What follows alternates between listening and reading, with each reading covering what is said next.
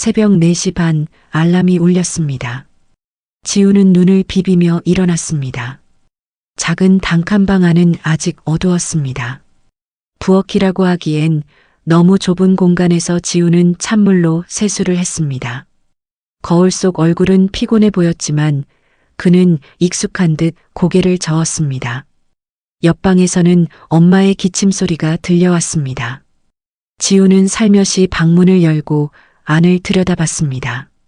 민정은 이불을 끌어안고 잠들어 있었습니다. 그녀의 얼굴은 창백했고 머리맡에는 약봉지가 쌓여 있었습니다. 지우는 조용히 문을 닫고 현관으로 향했습니다. 다녀오겠습니다. 작은 목소리로 인사를 한 뒤 지우는 낡은 운동화를 신었습니다. 계단을 내려가며 그는 주머니 속 지갑을 만졌습니다. 어제 받은 일당이 들어 있었습니다. 오늘 병원에 가면 또 10만 원은 필요할 거라고 생각했습니다. 찬바람이 얼굴을 때렸습니다. 지우는 목까지 잠바를 끌어올리고 버스 정류장으로 걸었습니다. 새벽 5시 10분 물류센터에 도착했습니다. 형광등이 환하게 켜진 넓은 공간에는 벌써 여러 사람이 모여 있었습니다. 지우는 작업복을 입고 장갑을 꼈습니다. 조반장이 큰 소리로 지시를 내렸습니다. 오늘 물량 많다. 집중해. 네. 지우는 다른 이들과 함께 대답하고 컨베이어 벨트 앞에 섰습니다. 박스들이 쉴 새 없이 흘러나왔습니다. 무거운 것, 가벼운 것, 크고 작은 것들이 뒤섞여 있었습니다. 지우는 박스를 들어 올리고 분류하고 쌓았습니다.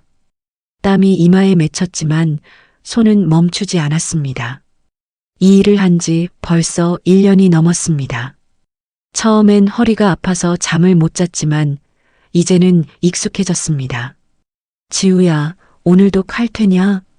옆에서 일하던 철수가 물었습니다. 네, 형. 낮에 다른 데 가봐야 해서요.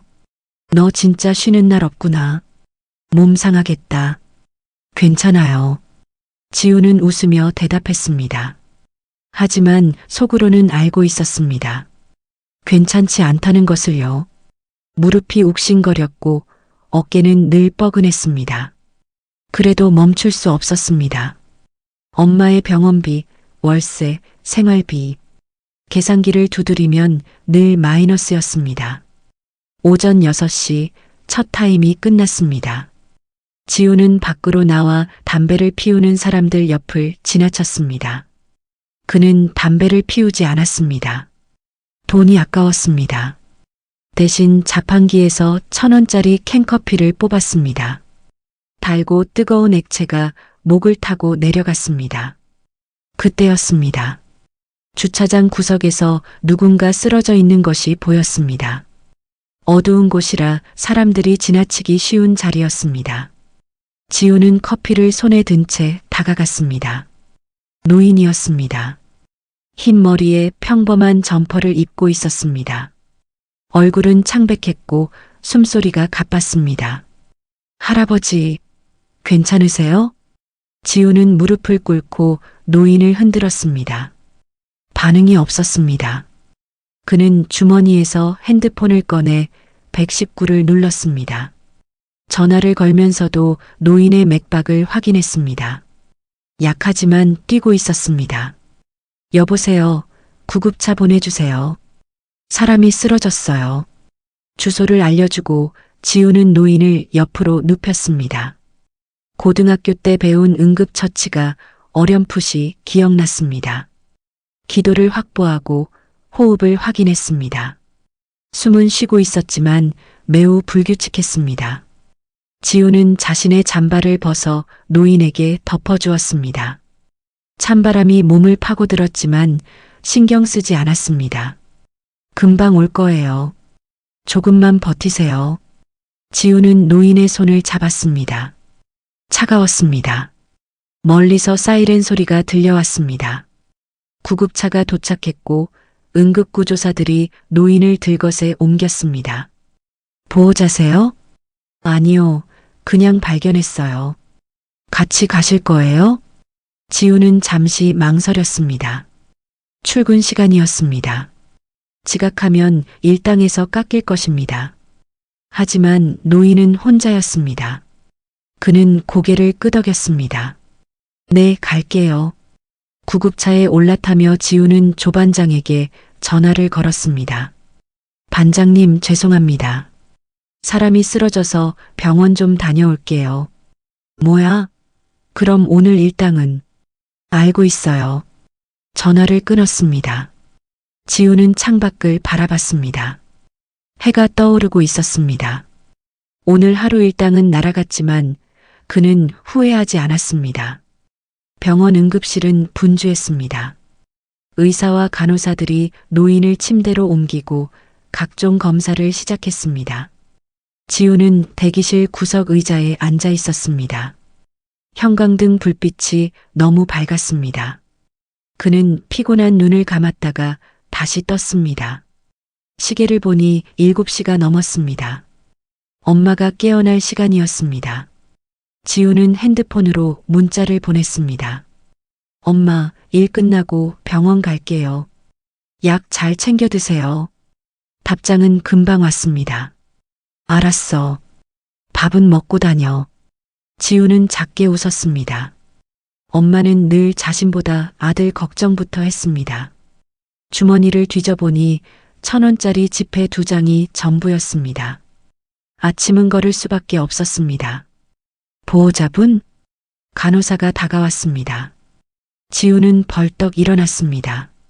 아, 저는 보호자가 아니고 그냥 발견해서 환자분 상태가 안정됐어요. 의식도 돌아오셨고요. 혹시 연락처 남겨주실 수 있으세요?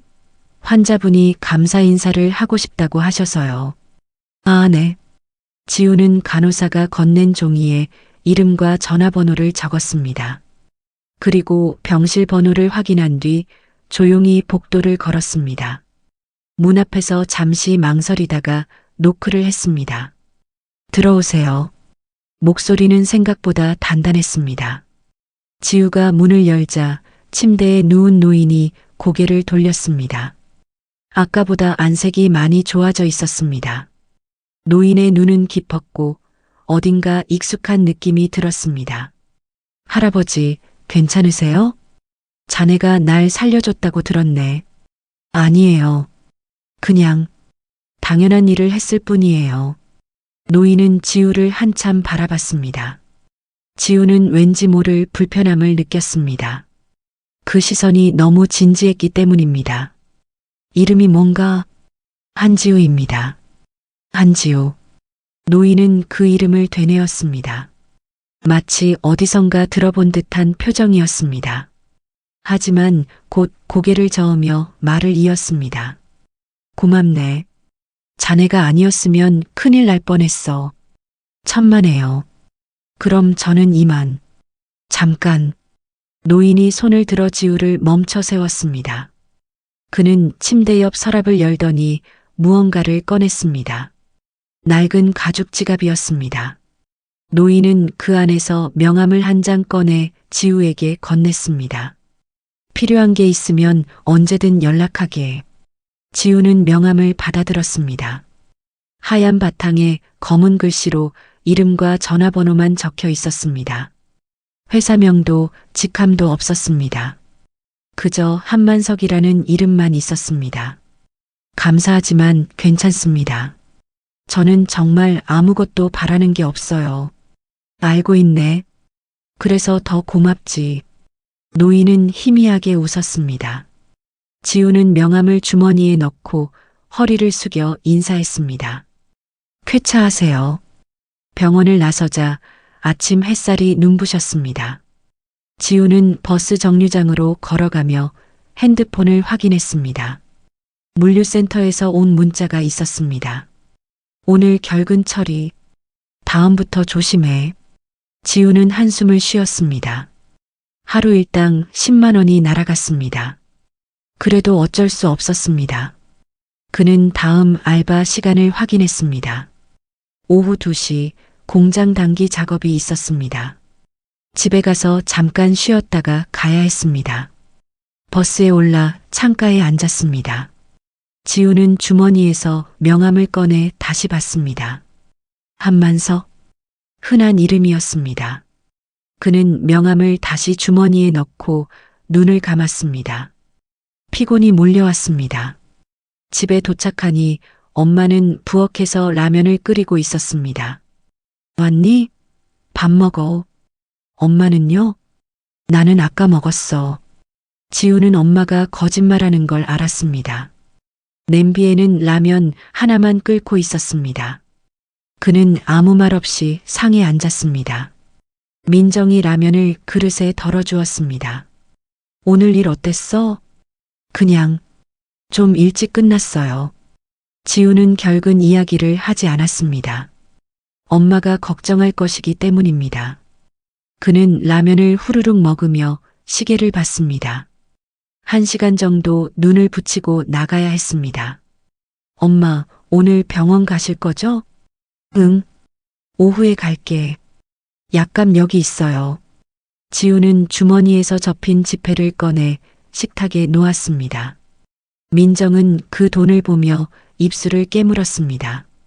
지우야, 괜찮아요. 오늘 보너스 받았어요. 또 거짓말이었습니다. 하지만 지우는 태연하게 웃었습니다. 민정은 아들의 손을 잡았습니다. 거칠고 굳은 살 박힌 손이었습니다. 21살 청년의 손이 아니었습니다. 미안해. 뭐가요? 엄마가 이렇게밖에 못해서. 무슨 소리예요? 엄마는 최고예요. 지우는 라면, 국물까지 다 마셨습니다. 그리고 방으로 들어가 침대에 누웠습니다. 천장을 바라보며 그는 생각했습니다. 오늘 10만 원을 잃었지만 사람 하나는 살렸다고요. 그게 나쁜 거래는 아니라고요. 눈이 스르르 감겼습니다. 사흘이 지났습니다. 지우는 그 노인을 까맣게 잊고 있었습니다. 새벽 5시 물류센터 앞에 평소처럼 도착했습니다. 오늘은 물량이 적다는 소식에 직원들이 웅성거렸습니다. 지우는 작업복을 갈아입으며 철수와 인사를 나눴습니다. 오늘은 일찍 끝나겠네. 그러게요. 좋네요. 일찍 끝나면 낮 시간에 다른 알바를 하나 더 넣을 수 있었습니다. 지우는 장갑을 끼고 컨베이어 벨트 앞에 섰습니다. 박스들이 흘러나오기 시작했습니다. 익숙한 리듬으로 손이 움직였습니다. 들어 올리고 분류하고 쌓았습니다. 2시간쯤 지났을 때였습니다. 밖에서 웅성거리는 소리가 들려왔습니다. 지우는 신경 쓰지 않고 일을 계속했습니다. 하지만 조반장이 큰 소리로 불렀습니다. 한지우, 잠깐 나와봐. 지우는 장갑을 벗고 밖으로 나갔습니다. 주차장에는 검은색 세단 2대가 서 있었습니다. 고급차였습니다. 번호판도 특이했습니다. 차 옆에는 정장을 입은 남자 3명이 서 있었습니다. 선글라스를 낀 그들의 모습이 어딘가 비현실적이었습니다. 한지우 씨 맞으십니까? 한 남자가 다가오며 물었습니다. 목소리는 정중했지만 표정은 딱딱했습니다. 네, 그런데요. 저희와 함께 가주셔야겠습니다. 누구신데요? 무슨 일이신데요? 지우는 한 발 뒤로 물러섰습니다. 주변 동료들이 수군거리며 지켜보고 있었습니다. 조반장도 멀찍이 서서 상황을 관망했습니다. 설명은 가시면서 드리겠습니다. 걱정하지 않으셔도 됩니다. 아니, 저 지금 일하고 있는데요. 반장님께는 저희가 말씀드렸습니다. 문제 없습니다. 남자는 차 문을 열었습니다. 검은 가죽 시트가 보였습니다. 지우는 망설였습니다. 이상한 상황이었습니다. 하지만 남자들의 태도에는 위협적인 느낌이 없었습니다. 오히려 지나치게 공손했습니다. 혹시 사흘 전 병원 일이랑 관련 있나요? 남자는 대답하지 않았습니다. 그저 차에 타기를 기다렸습니다. 지우는 주머니에서 핸드폰을 꺼냈습니다. 혹시 모를 상황에 대비해 위치를 확인할 수 있게 했습니다. 그리고 천천히 차에 올랐습니다. 차가 출발했습니다. 안은 조용했고 쾌적했습니다. 에어컨 바람이 시원했습니다. 지우는 창밖을 바라봤습니다. 차는 시내 중심가로 향하고 있었습니다. 고층 빌딩들이 늘어선 거리였습니다. 평소 지우가 올 일 없는 곳이었습니다. 저기 대체 어디로 가는 건가요? 곧 도착합니다. 남자는 짧게 대답하고 더 이상 말이 없었습니다. 지우는 불안했지만 참았습니다. 차는 한 빌딩 지하 주차장으로 들어갔습니다. 전용 주차 구역이었습니다. 차에서 내리자 남자가 앞장섰습니다. 이쪽입니다. 엘리베이터를 탔습니다. 남자가 카드를 찍자 최상층 버튼이 눌러졌습니다. 지우는 숫자를 봤습니다. 38층이었습니다. 엘리베이터는 빠르게 올라갔습니다. 귀가 먹먹해졌습니다. 문이 열렸습니다. 복도는 넓고 조용했습니다. 카펫이 깔려 있었고 벽에는 그림이 걸려 있었습니다. 남자는 복도 끝 문 앞에서 멈춰 섰습니다. 노크를 2번 했습니다. 들어오게. 익숙한 목소리였습니다. 지우는 깨달았습니다. 그 노인의 목소리였습니다. 문이 열렸습니다. 방 안은 넓었습니다. 한쪽 벽은 통유리였고 도시 전체가 내려다 보였습니다. 가운데에는 큰 책상이 있었고 그 뒤에 노인이 앉아 있었습니다. 병원에서 봤던 그 노인이었습니다. 하지만 지금은 달랐습니다. 깔끔한 양복을 입고 있었고 주변 분위기가 완전히 달랐습니다. 앉게. 노인이 소파를 가리켰습니다. 지우는 조심스럽게 앉았습니다. 소파가 너무 부드러워서 오히려 불편했습니다. 놀랐겠군. 네. 솔직히 많이 놀랐습니다. 미안하네. 하지만 자네를 꼭 다시 만나고 싶었어. 노인은 책상 서랍에서 봉투 하나를 꺼냈습니다. 두툼했습니다. 그리고 지우에게 내밀었습니다. 살해일세. 밖에. 지우는 봉투를 받지 않았습니다. 필요 없습니다. 사양하지 말게. 자네가 날 살렸으니 저는 돈 때문에 도운 게 아닙니다. 지우의 목소리가 단호했습니다. 노인은 잠시 지우를 바라봤습니다. 그리고 천천히 고개를 끄덕였습니다. 그래, 알고 있네. 그래서 더 고맙지. 노인은 봉투를 도로 서랍에 넣었습니다. 그리고 책상 위에 놓인 서류를 집어들었습니다. 한지우, 21살, 물류센터 상하차 직원. 어머니와 단둘이 살고 있고 아버지는 출생신고에 기재되지 않았군. 지우는 얼어붙었습니다. 자신의 신상이 낱낱이 적혀 있었습니다. 어떻게? 조사했네. 미안하지만 필요한 일이었어. 무슨 권리로 제 사생활을 조사하신 겁니까? 지우의 목소리가 높아졌습니다. 하지만 노인은 동요하지 않았습니다. 자네에게 줄 게 있어서일세. 저는 아무것도 원하지 않습니다. 알고 있네.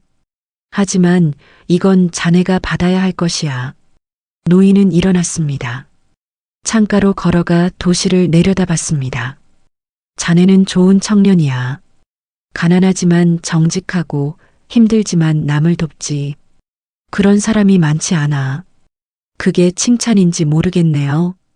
지우도 일어났습니다. 저 이만 가보겠습니다. 일 복귀해야 해서요. 기다리게. 노인이 손을 들었습니다. 한 가지만 물어보겠네. 자네 아버지에 대해 아는 게 있나? 지우는 멈춰섰습니다. 가슴이 철렁했습니다. 모릅니다. 엄마도 말씀 안 하세요. 그럴 줄 알았어. 노인은 지우를 돌아봤습니다. 그의 눈빛이 깊어졌습니다. 언젠가 알게 될 거야. 그때 다시 만나세. 지우는 더 이상 묻지 않았습니다. 고개를 숙여 인사하고 방을 나왔습니다. 엘리베이터를 타고 내려오는 내내 심장이 두근거렸습니다. 뭔가 잘못되고 있다는 느낌이 들었습니다. 다음 날 아침이었습니다. 지우는 평소처럼 새벽에 일어나 물류센터로 향했습니다. 버스 안에서 핸드폰을 확인하던 중 문자가 몇 통 와 있었습니다. 철수 형이었습니다. 야, 너 기사 났다. 포털 검색해봐. 지우는 이상한 느낌에 포털 사이트를 켰습니다. 메인 화면에 자신의 얼굴이 떠 있었습니다. CCTV에 찍힌 흐릿한 화면이었지만 분명 자신이었습니다. 제목을 읽는 순간 손이 떨렸습니다. 금양홀딩스 회장, 정체불명 청년과 비밀 접견, 상속 노림수. 기사를 눌렀습니다. 사진이 여러 장 첨부되어 있었습니다. 자신이 검은 차에 타는 모습, 빌딩 로비를 지나는 모습, 회장실로 들어가는 모습까지 모두 찍혀 있었습니다. 기사 내용은 더 충격적이었습니다. 한만석 회장이 최근 물류센터 앞에서 쓰러진 사건 이후 신원 불상의 20대 청년을 극비리에 만난 것으로 밝혀졌다. 업계에서는 회장이 후계 구도를 흔들기 위한 카드를 준비하는 것 아니냐는 관측이 나온다. 한편 이 청년은 평범한 물류센터 직원으로 알려졌으나 금양그룹과의 연결고리는 확인되지 않았다. 댓글창은 난리였습니다. 또 재벌가 드라마냐? 저 청년 뭔데? 사기꾼 아님? 돈 뜯으려고 회장 접근한 거 아냐? 지우는 핸드폰을 꺼버렸습니다. 손이 떨렸습니다. 버스에서 내려 물류센터로 걸어가는데 주변 시선이 느껴졌습니다. 사람들이 자신을 보며 수군거렸습니다. 저 사람 아니야? 기사에 나온. 맞는 것 같은데? 제가 왜 여기서 이래? 지우는 고개를 숙이고 빨리 걸었습니다. 작업복으로 갈아입고 나오자 철수가 다가왔습니다. 야, 진짜 너 맞냐? 기사에 나온 거. 형, 이상한 오해예요. 그냥 할아버지 살려드렸을 뿐인데. 그래도 대박이다. 회장실까지 갔다며? 형, 제발 조용히 해주세요. 지우의 목소리가 간절했습니다. 철수는 지우의 표정을 보고 더 이상 묻지 않았습니다. 하지만 다른 직원들의 시선은 따가웠습니다. 누군가는 부러워했고 누군가는 의심했습니다. 조반장이 다가왔습니다. 한지우, 잠깐 사무실로 와. 지우는 뒤따라갔습니다. 사무실 안에는 센터장도 있었습니다. 분위기가 무거웠습니다. 앉아. 센터장이 말했습니다. 지우는 의자에 앉았습니다. 뭐야, 이게 다. 재벌 회장이랑 아는 사이였어? 아닙니다. 그냥 쓰러진 분을 도와드렸을 뿐이에요. 그런데 왜 회장실까지 간 거야? 회장님이 감사 인사를 하고 싶다고 해서요. 저도 거절했는데. 센터장은 한숨을 쉬었습니다. 지우야, 미안한데 당분간 출근 좀 자제해 줄래? 네. 왜요? 언론이 여기까지 올 수도 있어. 다른 직원들한테도 피해고. 일 좀 정리될 때까지만. 그럼 저는 어떻게 하라고요? 지우의 목소리가 높아졌습니다. 하지만 센터장은 딱딱한 표정이었습니다. 한 달만. 한 달 지나면 다시 연락 줄게. 센터장님, 미안해. 나도 어쩔 수 없어. 지우는 더 이상 말하지 않았습니다. 사무실을 나와 작업복을 벗었습니다. 로커 안에 있던 자신의 물건들을 챙겼습니다. 장갑, 물통, 여벌 양말. 그게 전부였습니다. 밖으로 나오자 아침 해가 눈부셨습니다. 지우는 멍하니 서 있었습니다. 한 달 수입이 사라진 것입니다. 엄마 병원비는 어떻게 하나, 월세는 어떻게 내나. 머릿속이 복잡했습니다. 핸드폰이 울렸습니다. 엄마였습니다. 지우야, 너 무슨 일 있었어? 엄마, 아무 일 없어요. 기사 봤어. 그게 무슨 일이야? 그냥 할아버지 한 분 도와드렸는데 언론에서 이상하게 쓴 거예요. 괜찮은 거 맞지? 엄마 목소리가 떨렸습니다. 지우는 최대한 침착하게 대답했습니다. 네, 걱정 마세요. 금방 정리될 거예요. 전화를 끊고 지우는 주저앉고 싶었습니다. 하지만 참았습니다. 일단 집으로 가야 했습니다. 버스를 타고 가는 내내 사람들이 자신을 쳐다보는 것 같았습니다. 실제로 몇몇은 핸드폰으로 자신을 찍기도 했습니다. 집에 도착하니 엄마가 현관에 서 있었습니다. 창백한 얼굴이었습니다. 엄마, 왜 밖에 나와 있어요? 지우야. 민정은 아들을 안았습니다. 떨고 있었습니다. 엄마, 괜찮아요. 진짜 아무 일도 아니에요. 미안해. 엄마가 미안해. 왜요? 엄마가 왜 미안해요? 민정은 대답하지 못했습니다. 그저 아들을 꼭 안고 있을 뿐이었습니다. 지우는 이상한 느낌을 받았습니다. 엄마가 뭔가를 숨기고 있다는 느낌이었습니다. 방으로 들어가 핸드폰을 다시 켰습니다. 기사는 더 늘어나 있었습니다. 이제는 자신의 신상까지 털리기 시작했습니다. 한지우, 편모 슬하에서 자라. 아버지 신혼 미상. 물류센터 직원에서 하루아침에 재벌가 출입. 배우는? 댓글은 점점 악랄해졌습니다. 지우는 핸드폰을 던지고 싶었습니다. 하지만 그럴 수 없었습니다. 이게 자신이 가진 유일한 연락 수단이었으니까요. 창밖을 바라봤습니다. 하늘은 맑았습니다. 하지만 지우의 마음은 먹구름이 가득했습니다. 자신은 그저 사람 하나를 도왔을 뿐인데 왜 이런 일이 벌어지는 걸까요? 그는 주머니에서 명함을 꺼냈습니다. 한만석. 이 사람 때문에 모든 게 꼬인 것입니다. 전화를 걸까 망설였습니다. 하지만 지우는 명함을 다시 주머니에 넣었습니다. 이건 자신이 해결해야 할 문제였습니다. 남에게 의지할 수 없었습니다. 이틀 후 상황은 더 나빠졌습니다. 지우는 집 밖으로 나갈 수 없었습니다. 동네 입구에 기자들이 대기하고 있었기 때문입니다. 카메라를 든 사람들이 건물 앞을 서성였습니다. 지우는 커튼을 살짝 젖히고 밖을 내다봤습니다. 한숨이 절로 나왔습니다.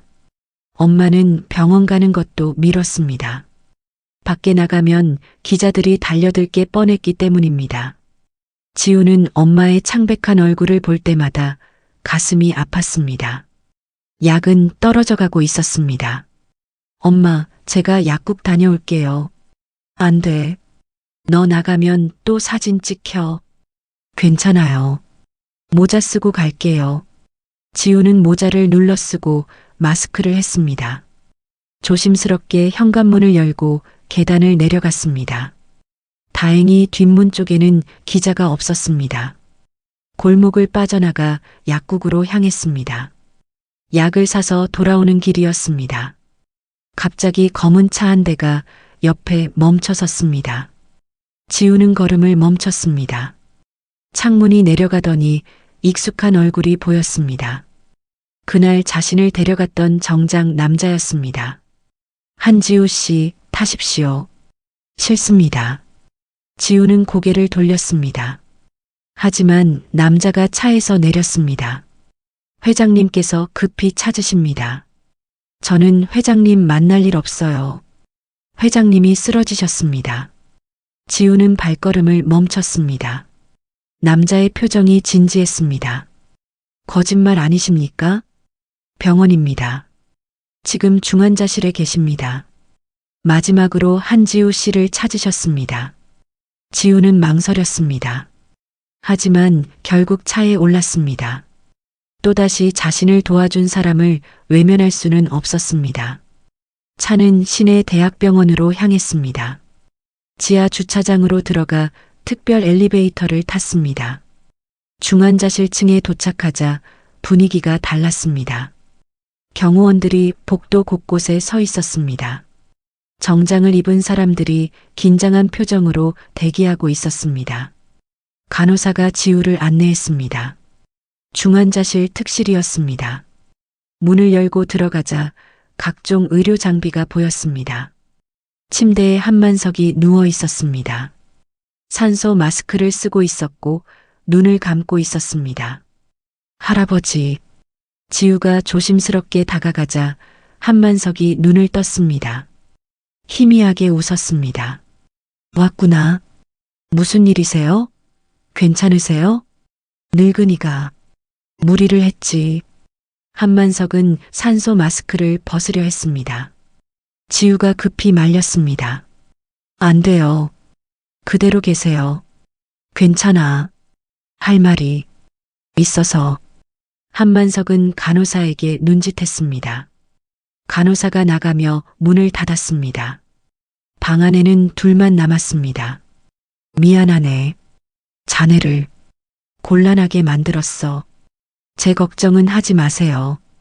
회장님이나 쾌차하세요. 아니야. 내가 자네에게 빚을 졌어.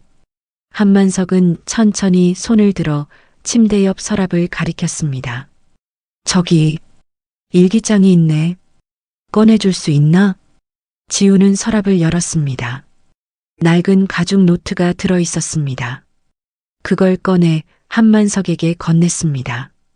한만석은 떨리는 손으로 일기장을 넘겼습니다. 한 페이지에서 멈췄습니다. 이걸 읽어보게. 지우는 일기장을 받아들었습니다. 손글씨로 빼곡히 적혀 있었습니다. 날짜는 23년 전이었습니다. 오늘 민정이와 아이 이름을 정했다. 지우, 세상에 지혜로운 사람이 되라는 뜻이다. 아버지는 반대하시겠지만 나는 이 아이를 지킬 것이다.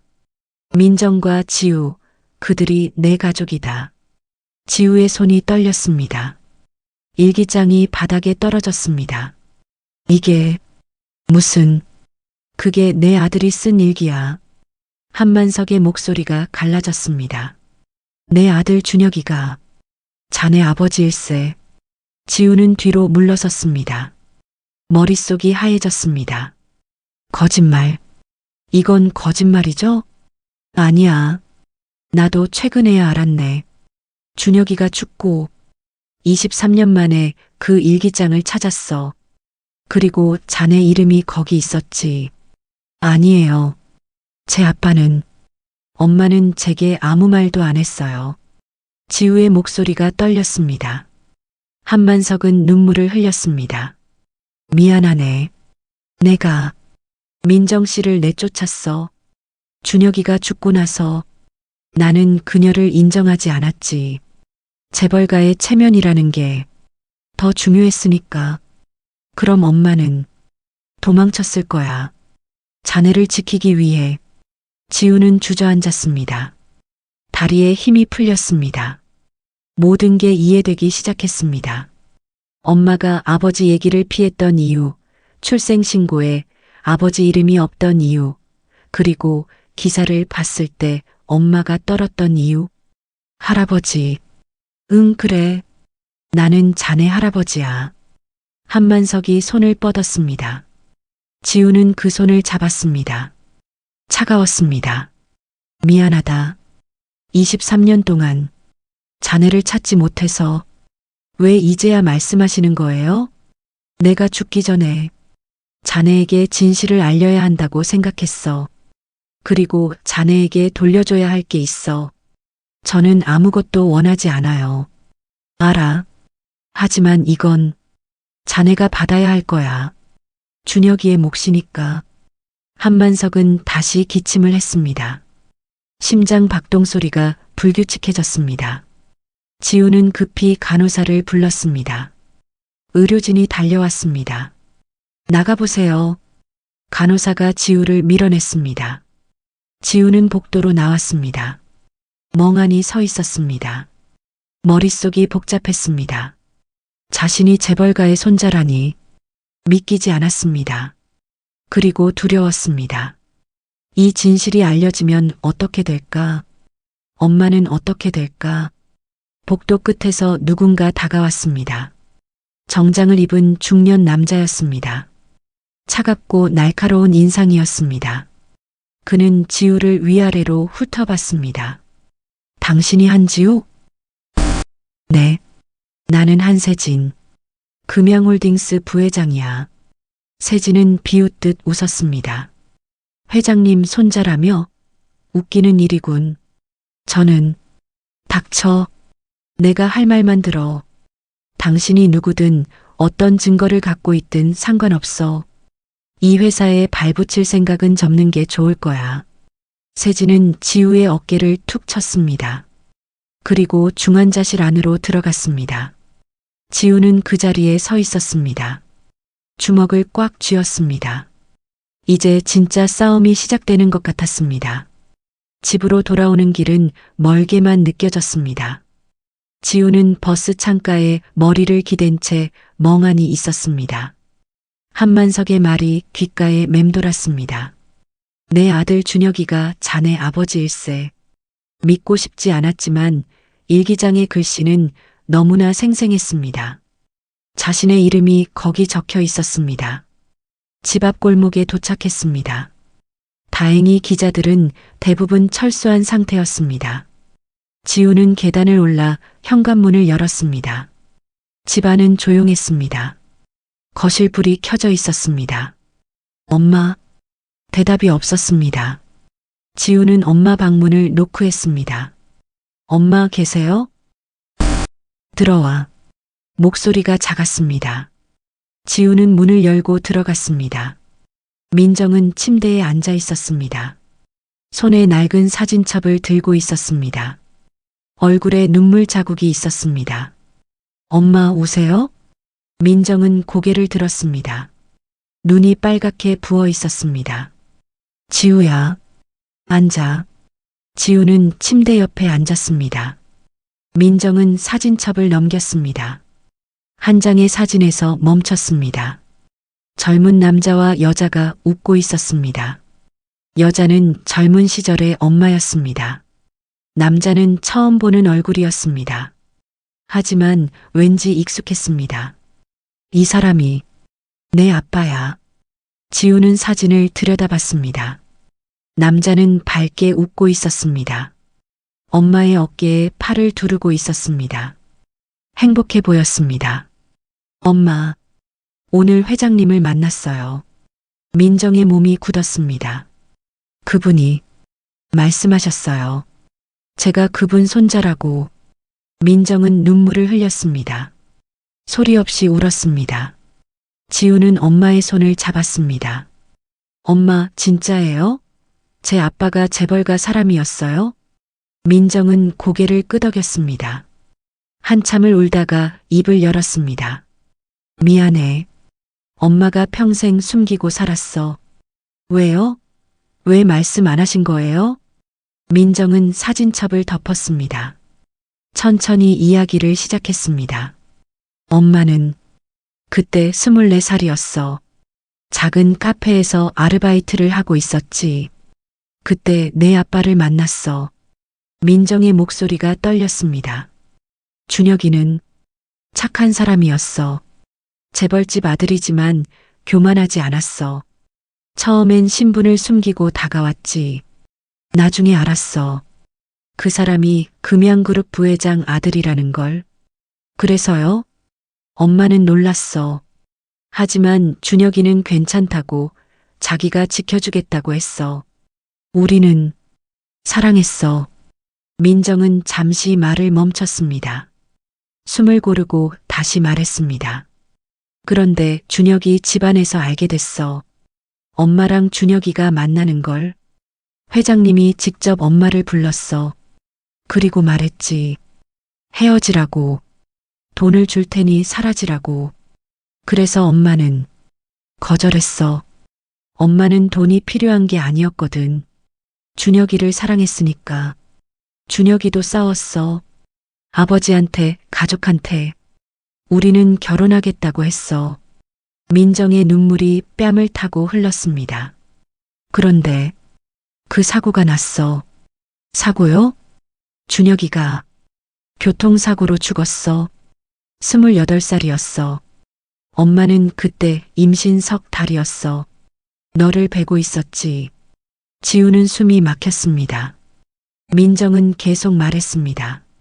장례식장에 갔어. 하지만 들어가지 못했어. 입구에서 막혔거든. 경비원들이 엄마를 못 들어오게 했어. 그리고 변호사가 왔어. 서류를 내밀며 말했지. 아이를 지우거나 영원히 사라지라고. 그래서 도망친 거예요? 민정은 고개를 끄덕였습니다. 엄마는 너를 지키고 싶었어. 그래서 개명했어. 주소를 옮겼어. 출생신고에 아빠 이름을 적지 않았어. 그렇게 숨어 살았어. 23년 동안. 지우는 엄마를 안았습니다. 민정은 아들의 품에서 소리내어 울었습니다.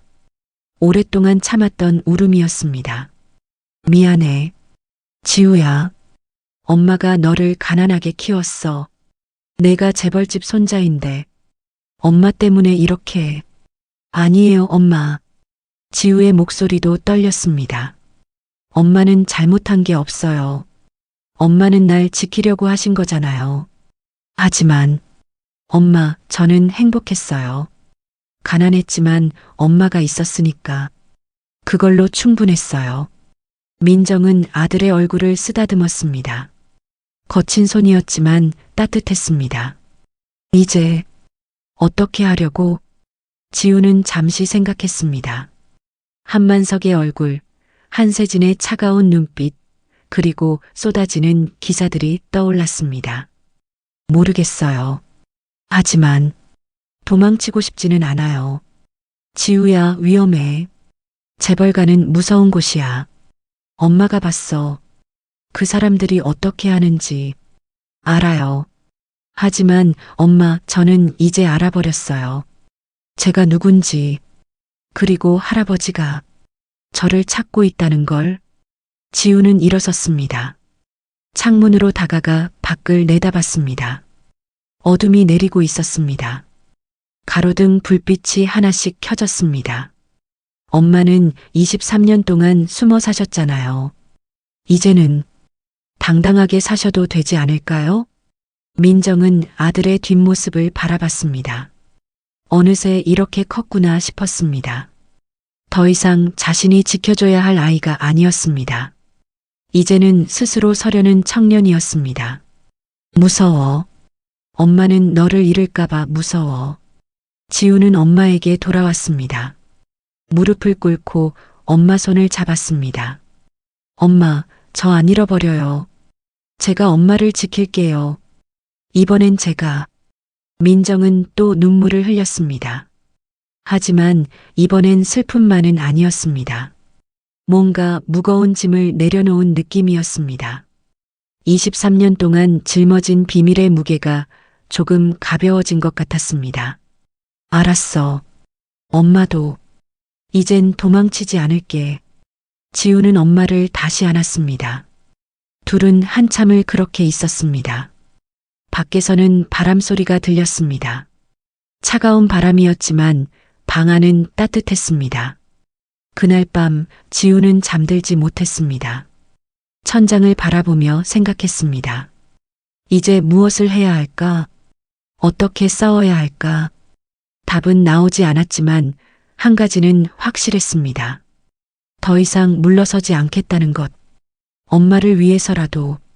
다음 날 아침 상황은 더욱 악화되었습니다. 지우는 핸드폰을 켜자마자 수십 개의 알림을 확인했습니다. 포털 사이트 메인 화면 전체가 자신 이야기로 도배되어 있었습니다. 제목들이 점점 자극적으로 변하고 있었습니다. 한지우, 출생의 비밀, 금양그룹 전 부회장의 숨겨진 아들, 23년 만에 나타난 상속자, 재벌가 내용 예고, 편모 슬아 청년 하루아침에 재벌 손자로, 신데렐라 스토리인가 음모인가.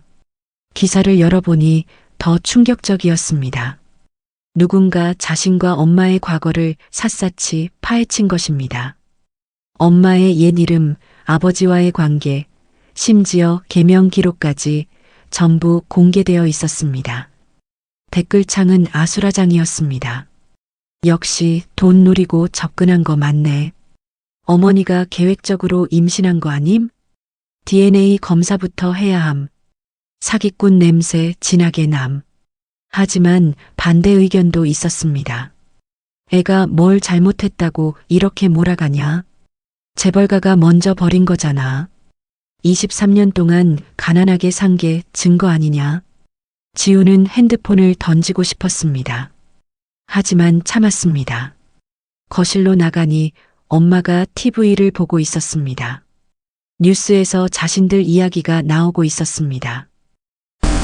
금양홀딩스 측은 공식 입장을 내놓지 않고 있습니다. 한편 한만석 회장은 현재 입원 중이며 외부와의 접촉이 차단된 상태입니다. 리포터가 화면에 나왔습니다.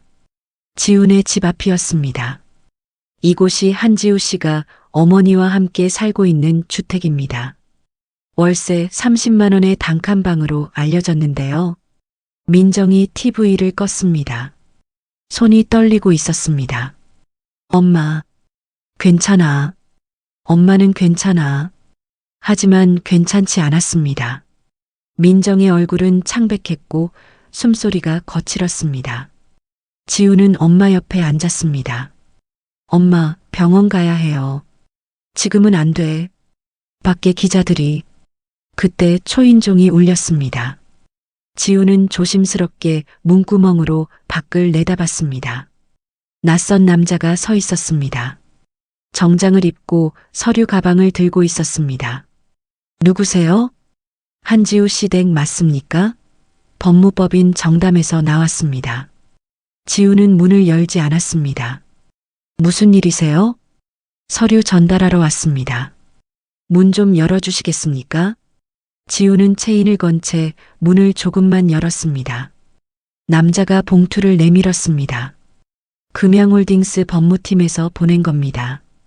확인해 보시기 바랍니다. 남자는 그대로 돌아섰습니다. 지우는 봉투를 받아들고 문을 닫았습니다. 거실로 돌아와 봉투를 뜯었습니다. 두툼한 서류가 들어 있었습니다. 뭐야? 민정이 물었습니다. 지우는 서류를 읽기 시작했습니다. 읽을수록 얼굴이 굳어졌습니다. 유전자 검사 요구서, 그리고 명예훼손 소송 예고장이네요. 뭐라고? 금양홀딩스에서 저희를 상대로 소송을 준비하고 있대요. 근거 없는 주장으로 회사 이미지를 실추시켰다고. 민정은 서류를 낚아챘습니다. 빠르게 읽어 내려갔습니다. 손이 점점 더 떨렸습니다. 이건 말도 안 돼. 우리가 뭘 잘못했다고. 엄마, 괜찮아요. 진실은 밝혀질 거예요. 하지만 지우의 목소리도 떨렸습니다. 재벌가가 본격적으로 움직이기 시작한 것입니다. 언론을 이용해 여론을 조작하고 법으로 압박하는 것이었습니다. 핸드폰이 울렸습니다. 모르는 번호였습니다. 지우는 받지 않으려다가 혹시나 싶어 받았습니다. 여보세요? 한지우 씨? 저는 탐사보도팀 기자 정민호입니다. 기자요? 지우는 바로 끊으려 했습니다. 잠깐만요. 저는 다른 기자들과 달라요. 저는 진실을 알고 싶습니다. 무슨 진실이요? 이미 기사에 다 나왔잖아요. 아니에요. 그건 금양홀딩스가 흘린 정보예요. 저는 23년 전 사고를 조사하고 있습니다. 한준혁 부회장의 사고 말이에요. 지우는 말을 멈췄습니다. 그게 무슨 말이에요? 직접 만나서 얘기하고 싶습니다. 제가 찾은 자료를 보여드릴게요. 한지우 씨에게 도움이 될 겁니다. 어떻게 믿죠? 저도 한만석 회장님을 존경합니다.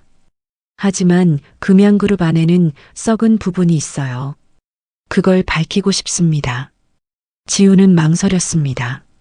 민정이 옆에서 고개를 저었습니다. 하지만 지우는 생각이 달랐습니다. 지금 필요한 건 진실이었습니다. 어디서 만날까요? 조용한 곳으로 알려드리겠습니다. 혼자 오세요.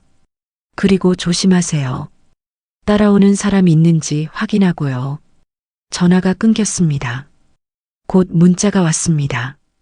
주소와 시간이 적혀 있었습니다. 오후 3시 북촌의 한 작은 카페였습니다. 지우야, 위험해. 가지마. 엄마, 전 가야 해요. 아빠 사고에 대해 알아야 해요. 하지만 엄마, 전 도망치지 않기로 했잖아요. 지우는 모자를 눌러쓰고 마스크를 했습니다. 현관문을 나서며 뒤를 돌아봤습니다. 엄마가 불안한 눈으로 자신을 바라보고 있었습니다. 금방 올게요. 밖으로 나오니 다행히 기자들은 없었습니다. 지우는 골목을 빠져나가 버스 정류장으로 향했습니다. 버스를 2번 갈아타고 북촌에 도착했습니다. 주소를 찾아 좁은 골목길을 걸었습니다. 작은 카페가 보였습니다. 사람이 거의 없었습니다. 지우는 안으로 들어갔습니다. 구석자리에 30대 남자가 앉아 있었습니다. 안경을 쓰고 노트북을 펴놓고 있었습니다. 한지우 씨? 네. 앉으세요.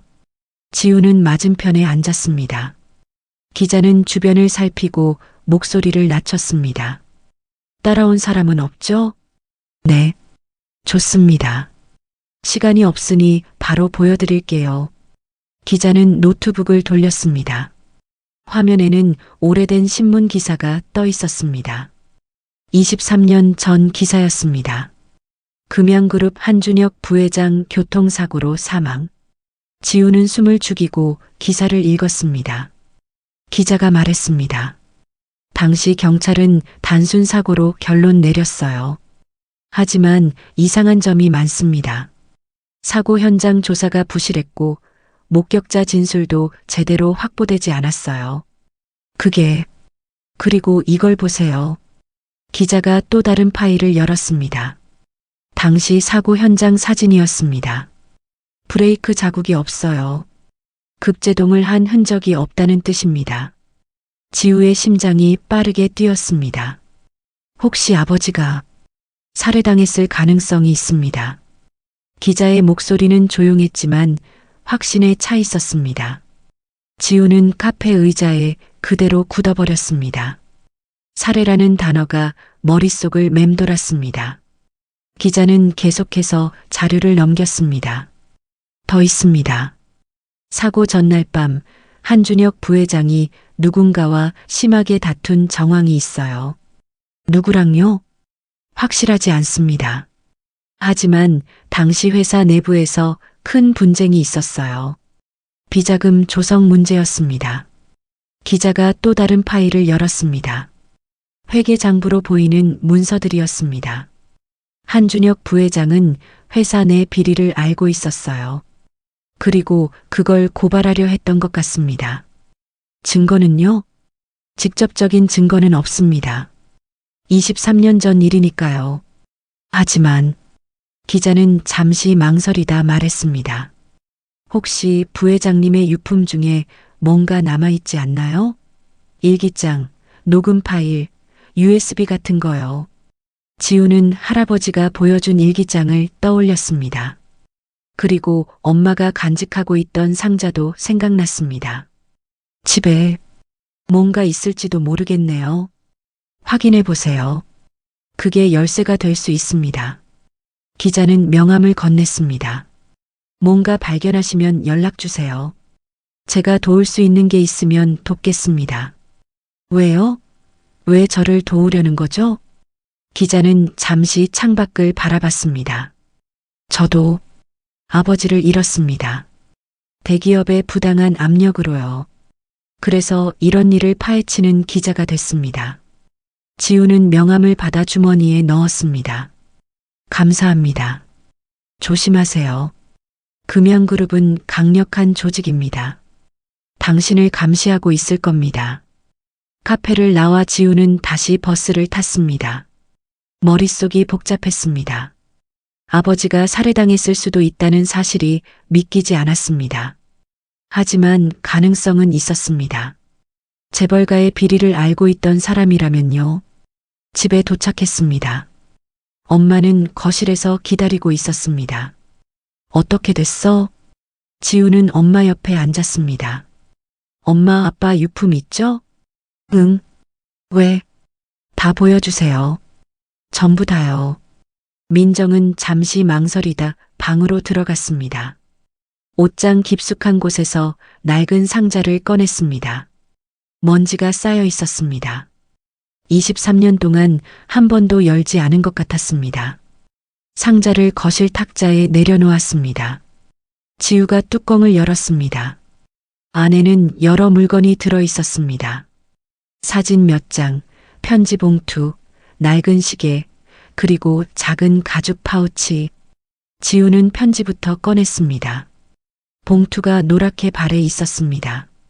조심스럽게 열어 편지를 펼쳤습니다. 아버지의 손글씨였습니다. 민정에게 오늘 아버지와 크게 싸웠다. 회사 일 때문이다. 나는 더 이상 침묵할 수 없다. 진실을 밝혀야 한다. 당신과 아이를 지키기 위해서라도 사랑한다. 편지는 거기서 끝났습니다. 날짜는 사고 이틀 전이었습니다. 지우는 다른 편지들도 읽었습니다. 모두 엄마에게 보낸 것들이었습니다. 사랑한다는 말, 미안하다는 말, 지켜주겠다는 약속. 엄마. 민정은 눈물을 닦았습니다.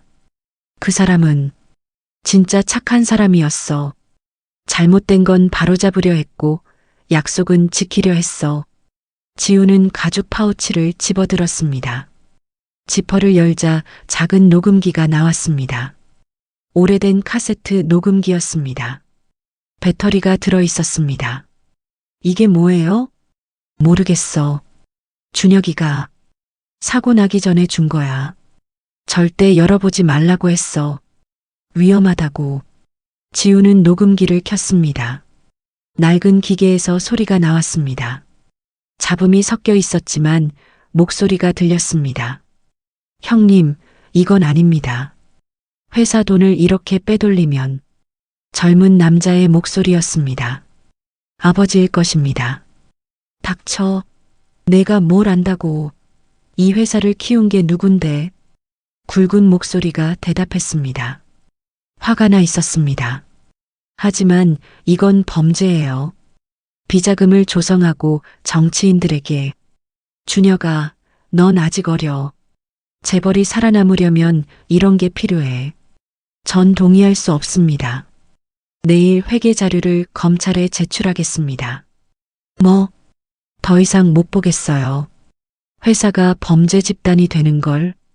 이 자식이 쿵 하는 소리가 들렸습니다. 뭔가 부딪히는 소리였습니다. 그리고 녹음이 끝났습니다. 지우는 녹음기를 내려놓았습니다. 손이 떨렸습니다. 민정은 얼굴이 새하얗게 질렸습니다. 이게 그때 녹음한 거였구나. 엄마, 이 목소리 아세요? 아빠랑 다툰 사람. 민정은 고개를 저었습니다. 잘 모르겠어. 하지만 형님이라고 불렀으니 한세진일 수도. 한세진? 준혁이 사촌이야. 회장님의 조카. 당시에도 회사에서 높은 자리에 있었어. 지우는 일어섰습니다. 병원에서 만났던 그 차가운 눈빛의 남자가 떠올랐습니다. 한세진. 그가 아버지를 죽인 것일까? 엄마, 이거 증거예요. 아빠가 남긴 증거. 지우야, 조심해야 해. 이걸 공개하면. 알아요. 위험하다는 거. 하지만 엄마 아빠는 진실을 밝히려다 돌아가신 거예요. 전 그냥 넘어갈 수 없어요. 민정은 아들을 바라봤습니다. 준혁을 닮은 얼굴이었습니다.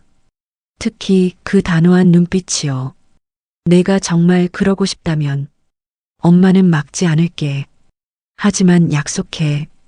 무슨 일이 있어도 살아남겠다고. 약속할게요.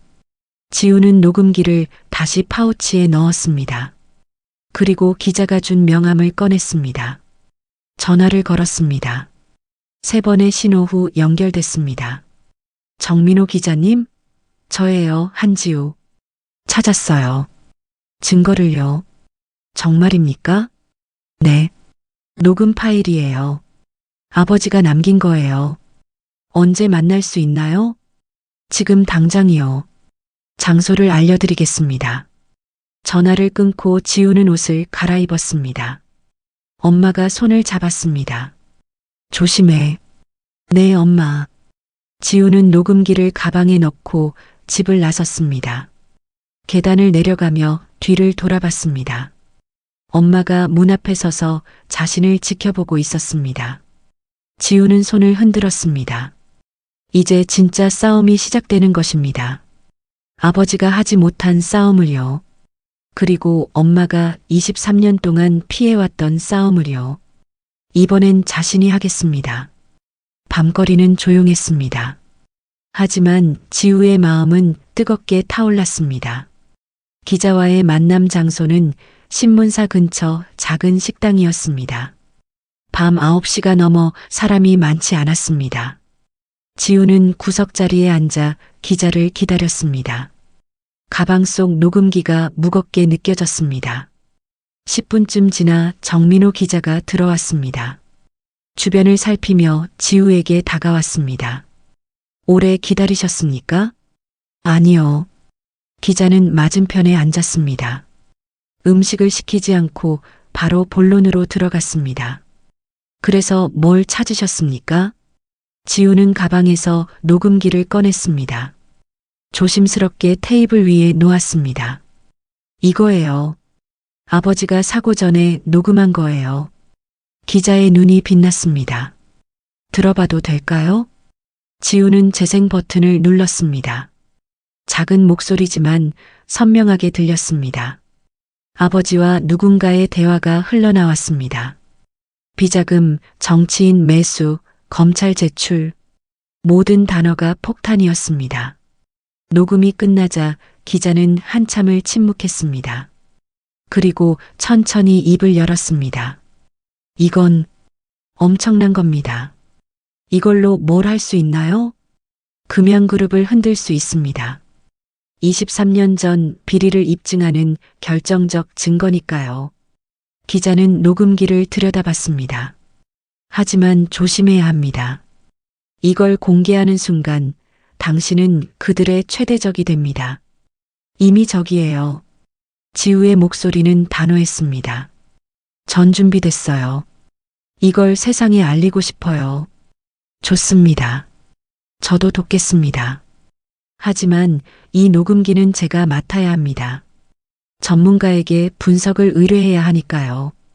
지우는 잠시 망설였습니다. 이 녹음기는 아버지가 남긴 유일한 증거였습니다. 하지만 기자를 믿기로 했습니다. 알겠어요. 하지만 복사본을 하나 만들어주세요. 당연하죠. 기자는 녹음기를 조심스럽게 가방에 넣었습니다. 일주일 정도 시간을 주세요. 확실하게 준비하겠습니다. 음성 분석, 배경조사, 증언 확보까지요. 감사합니다. 천만에요. 진실을 밝히는 게 제 일이니까요. 둘은 악수를 나눴습니다. 식당을 나서며 기자가 말했습니다. 한지우 씨, 조심하세요. 앞으로 일주일이 가장 위험할 겁니다. 알겠습니다. 집으로 돌아가는 길, 지우는 가벼운 마음이었습니다. 드디어 뭔가를 할 수 있게 된 것입니다. 버스에서 내려 골목으로 들어섰습니다. 그때였습니다. 갑자기 검은 차 한 대가 앞을 막아섰습니다. 지우는 뒤로 물러섰지만 뒤에서도 차가 다가왔습니다. 사방이 막혔습니다. 차 문이 열렸습니다. 정장을 입은 남자 둘이 내렸습니다. 그리고 마지막으로 한세진이 나왔습니다. 그는 담배를 피우며 지우에게 다가왔습니다. 한지우. 뭐 하는 겁니까? 대화 좀 하자. 할 말 없습니다. 지우는 지나가려 했지만 남자들이 막아섰습니다. 세진이 담배를 버리며 말했습니다. 차에 타. 위험한 곳 아니야. 거절하면요? 그럼 어머니가 곤란해질 텐데. 지우의 얼굴이 굳었습니다. 세진은 비웃듯 웃었습니다. 걱정 마. 협박이 아니라 제안이야. 차에 타. 지우는 선택의 여지가 없었습니다. 차에 올랐습니다. 세진도 옆에 탔습니다. 차가 출발했습니다. 안은 조용했습니다. 세진은 창밖을 보며 말했습니다. 똑똑하더군.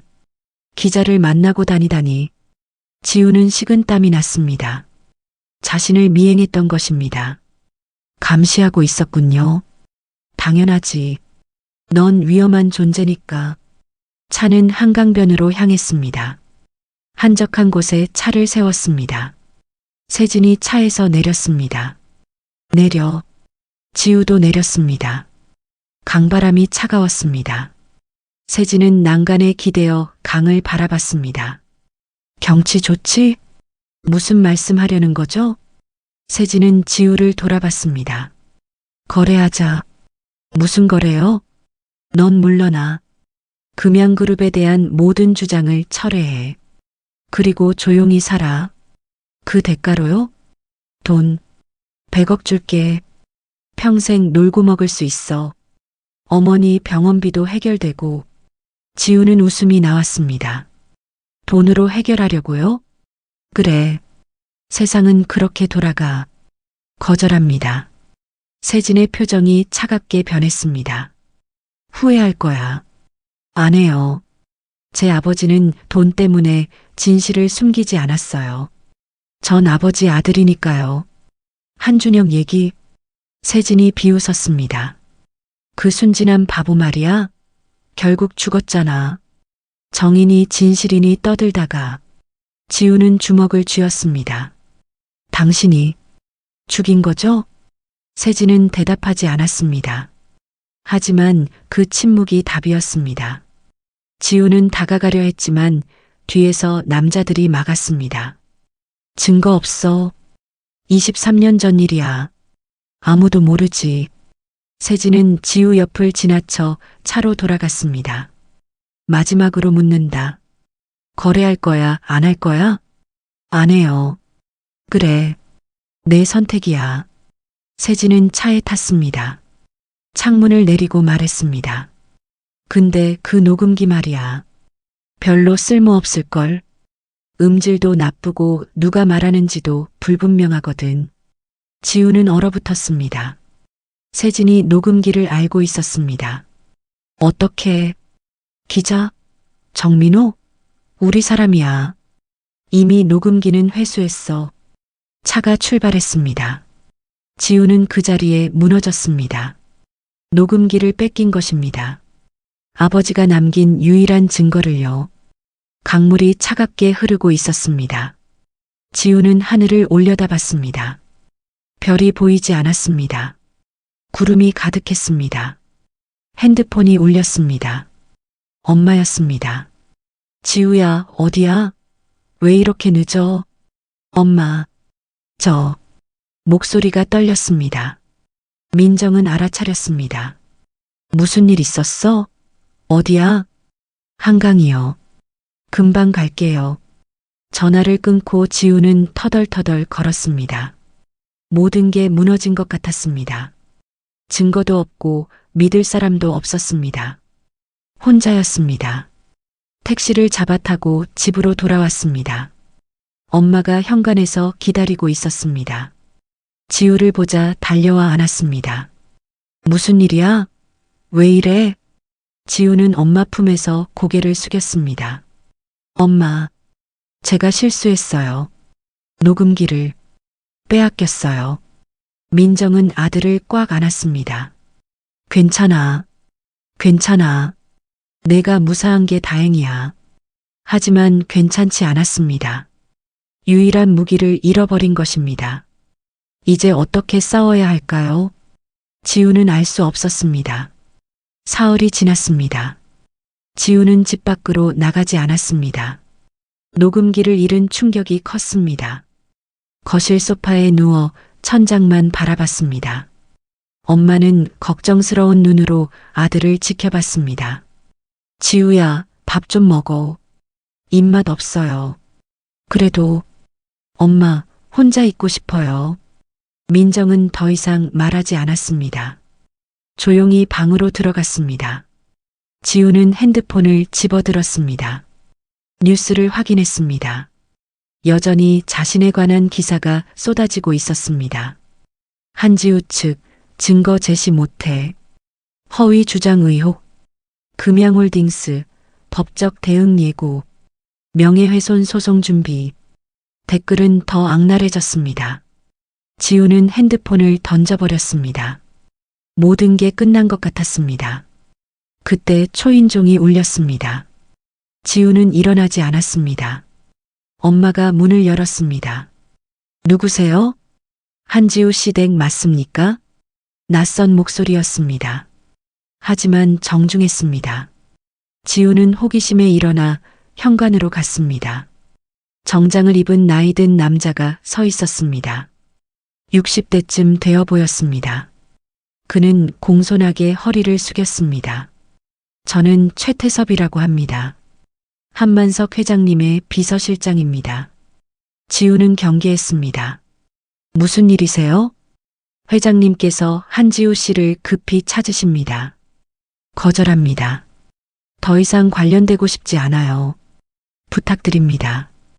회장님 상태가 좋지 않으십니다. 마지막 일지도 모릅니다. 최태섭의 목소리가 떨렸습니다. 진심이 담겨 있었습니다. 지우는 망설였습니다. 엄마가 옆에서 말했습니다. 가봐. 후회하지 않게. 지우는 고개를 끄덕였습니다. 알겠습니다. 다시 병원으로 향했습니다. 차 안은 조용했습니다. 최태섭이 먼저 말을 꺼냈습니다. 죄송합니다. 제가 회장님을 제대로 지키지 못했습니다. 무슨 말씀이세요? 한세진 부회장이 회장님을 사실상 감금하고 있습니다. 외부와의 접촉을 모두 차단했습니다. 그럴 권한이 있나요? 없습니다. 하지만 이사회를 장악했습니다. 의료진도 매수했고요. 최태섭은 한숨을 쉬었습니다. 회장님은 한지우 씨를 계속 찾으셨습니다. 하지만 제가 연락을 못 드렸습니다. 오늘에야 겨우 빠져나왔습니다. 어떻게 저를 만나게 하실 건데요? 비상구로 들어가야 합니다. 경호원들 눈을 피해서요. 차는 병원 뒷문에 멈춰 섰습니다. 최태섭이 먼저 내려 주변을 살폈습니다. 그리고 손짓했습니다. 지우는 서둘러 차에서 내렸습니다. 비상계단을 이용해 위층으로 올라갔습니다. 숨이 찼습니다. 특실층에 도착했습니다. 최태섭이 복도를 확인하고 지우를 안내했습니다. 저쪽 끝방입니다. 10분만 드리겠습니다. 감사합니다.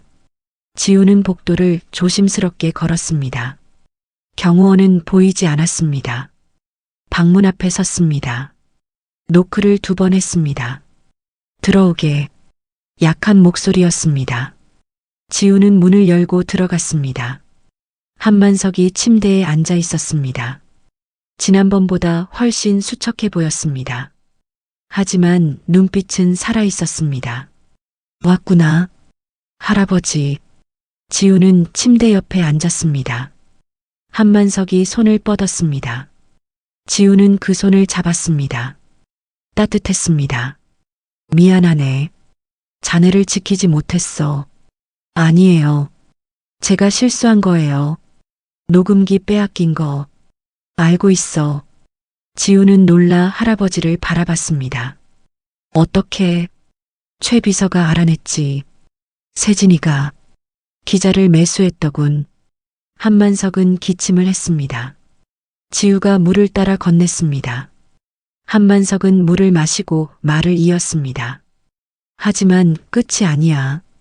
무슨 말씀이세요? 한만석은 침대 서랍을 가리켰습니다. 저기 USB가 있네. 꺼내보게. 지우는 서랍을 열었습니다. 작은 USB가 들어 있었습니다. 한만석이 말했습니다. 그 안에 23년치 비리 자료가 들어 있어. 회계장부, 뒷거래, 증거, 정치인 명단까지. 할아버지가 가지고 계셨어요? 응. 나도 알고 있었어. 세진이가 무슨 짓을 했는지. 하지만 가족이라는 이유로 눈 감았지. 그게 내 잘못이야. 한만석의 눈에 눈물이 맺혔습니다. 준혁이도 그 때문에 죽었어. 세진이를 막으려다가 알고 계셨군요. 뒤늦게 알았지. 너무 늦었어. 이제라도 바로 잡아야 해. 한만석은 지우의 손을 꽉 잡았습니다. 자네가 해줘. 준혁이가 하려던 일을. 저 혼자서요? 아니야. 내가 돕겠네. 내일 주주총회가 있어. 내가 직접 나가겠어. 몸은 괜찮으세요? 괜찮아. 이게 마지막 힘이라도 쓰겠어. 한만석은 침대에서 내려왔습니다. 휘청거렸지만 지우가 부축했습니다. 할아버지, 무리하시면 안 돼요. 괜찮아. 손자 앞에서 쓰러질 순 없지. 한만석은 웃었습니다. 처음으로 보는 따뜻한 웃음이었습니다. 지우야, 내일 총회에 와. 내가 있어야 해. 하지만 넌 준혁이 아들이야. 금양그룹의 정당한 상속자지. 당당하게 서 있어. 지우는 USB를 꽉 쥐었습니다. 이제 진짜 무기가 생긴 것입니다. 알겠습니다. 문이 갑자기 열렸습니다. 최태섭이 급하게 들어왔습니다. 회장님, 경호원들이 오고 있습니다. 한지우 씨는 빨리 나가셔야 합니다. 가게. 내일 보자. 지우는 허리를 숙였습니다.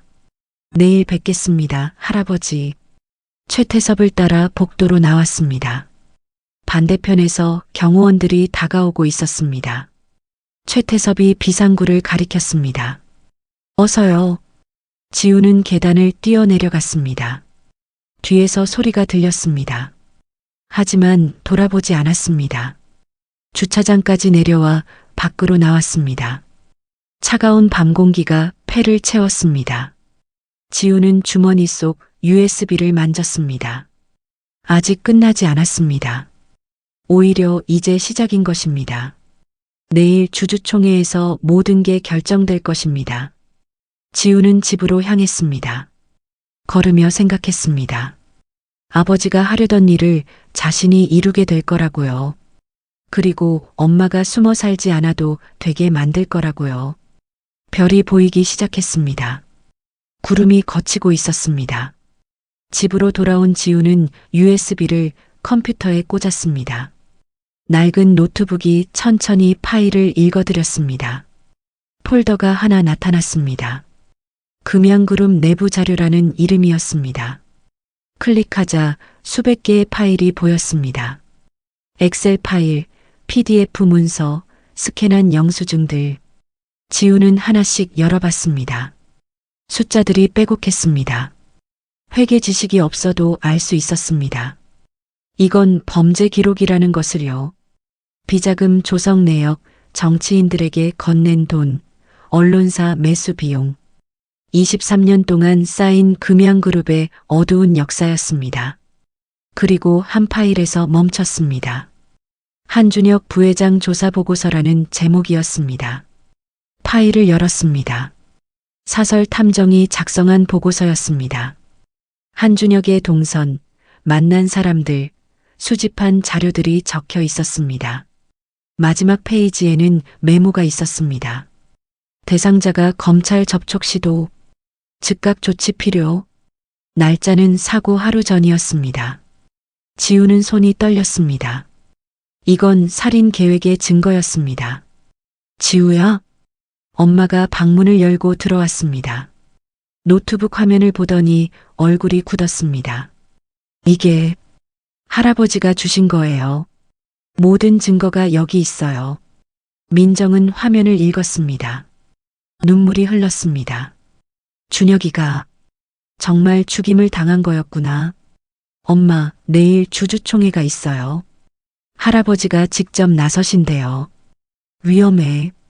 세진이가 가만히 있을 리 없어. 알아요. 하지만 이제 물러설 수 없어요. 지우는 USB를 뽑아 목걸이에 달았습니다. 엄마가 준 낡은 목걸이였습니다. USB가 펜던트처럼 가슴에 달렸습니다. 이걸 절대 잃어버리면 안 돼요. 민정은 아들의 손을 잡았습니다. 엄마도 같이 갈게. 엄마는 집에 계세요. 위험해요. 아니야. 엄마도 가야 해. 준혁이를 위해서, 그리고 너를 위해서. 지우는 엄마를 바라봤습니다. 더 이상 슬픈 눈이 아니었습니다. 단단해진 눈빛이었습니다. 알겠어요. 같이 가요. 그날 밤 둘은 잠들지 못했습니다.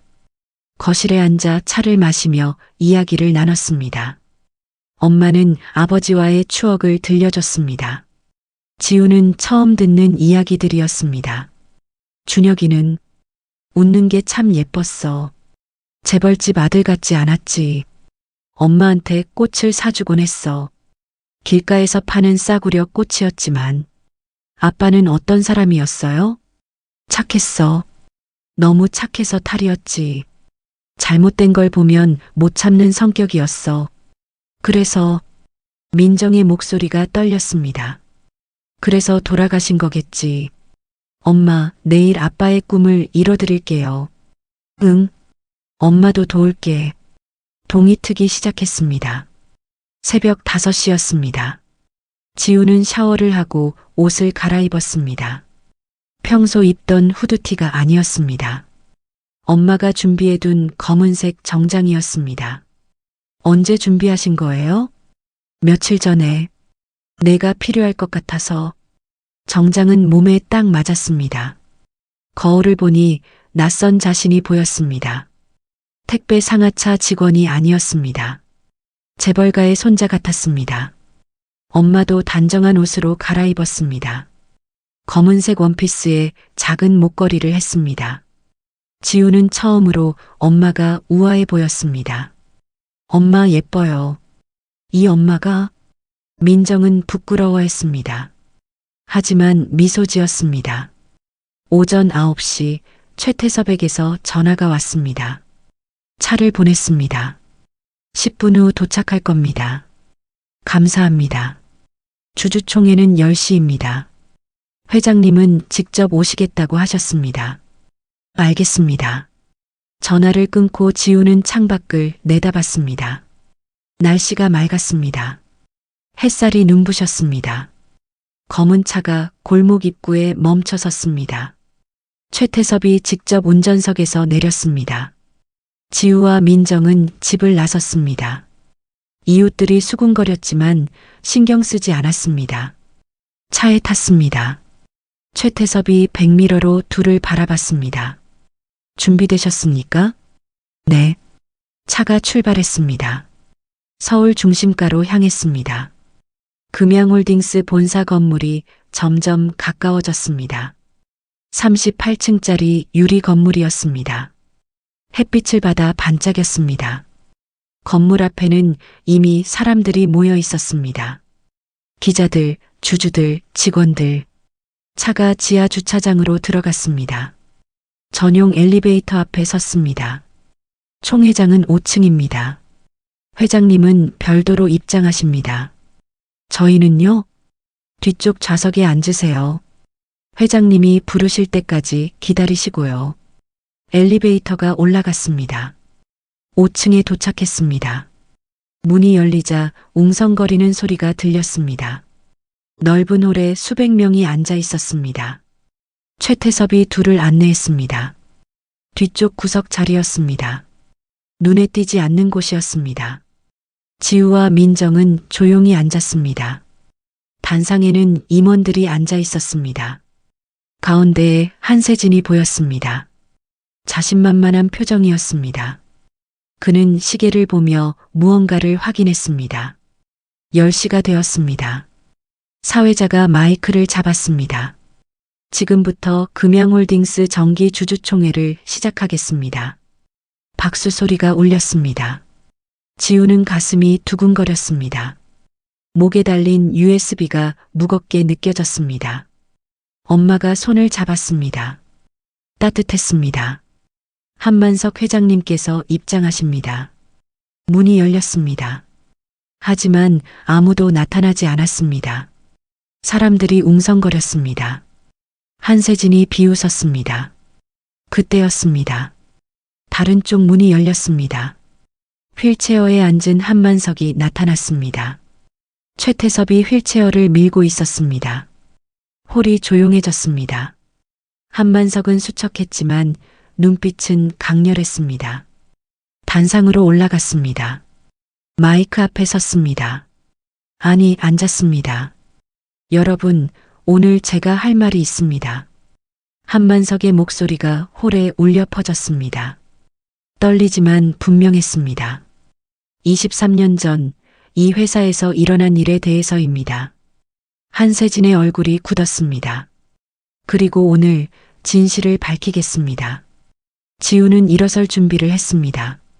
이제 시작이었습니다. 한만석의 목소리가 계속 이어졌습니다.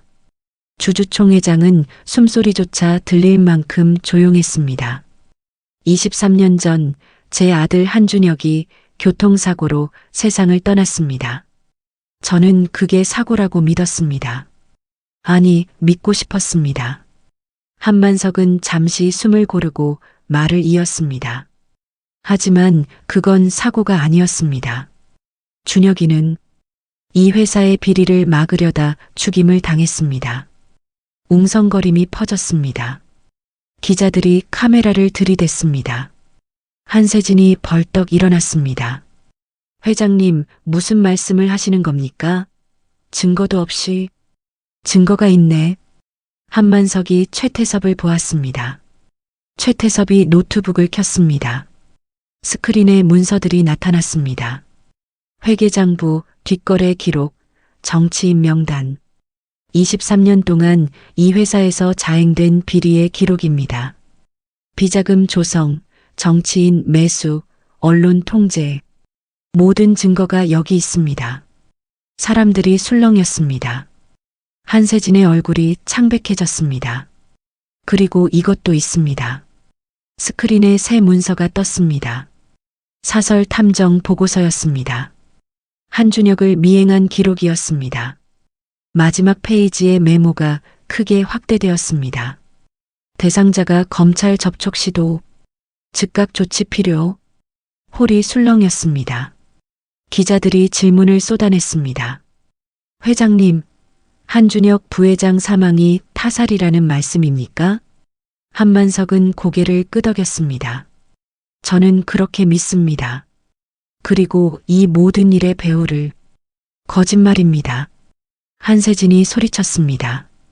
마이크를 낚아채며 말했습니다. 회장님은 지금 정신이 온전치 않으십니다. 병원에서 약을 드시고 계십니다. 이 자료들도 조작된 것입니다. 조작이라고? 새로운 목소리가 들렸습니다. 지우가 일어선 것입니다. 사람들이 뒤를 돌아봤습니다. 지우는 통로를 걸어 단상으로 향했습니다. 저 청년이 누구요? 누군가 물었습니다. 한만석이 대답했습니다. 제 손자입니다. 한준혁의 아들 한지우입니다. 홀이 다시 술렁였습니다. 플래시가 터졌습니다. 지우는 단상에 올라 한세진을 마주봤습니다. 저한테도 증거가 있습니다. 지우는 목에서 USB를 꺼냈습니다. 최태섭이 받아 노트북에 꽂았습니다. 새 파일이 열렸습니다. 녹음 파일이었습니다. 이건 제 아버지가 23년 전에 녹음한 겁니다. 사고 전날 밤의 대화입니다. 재생 버튼을 눌렀습니다. 스피커에서 소리가 흘러나왔습니다.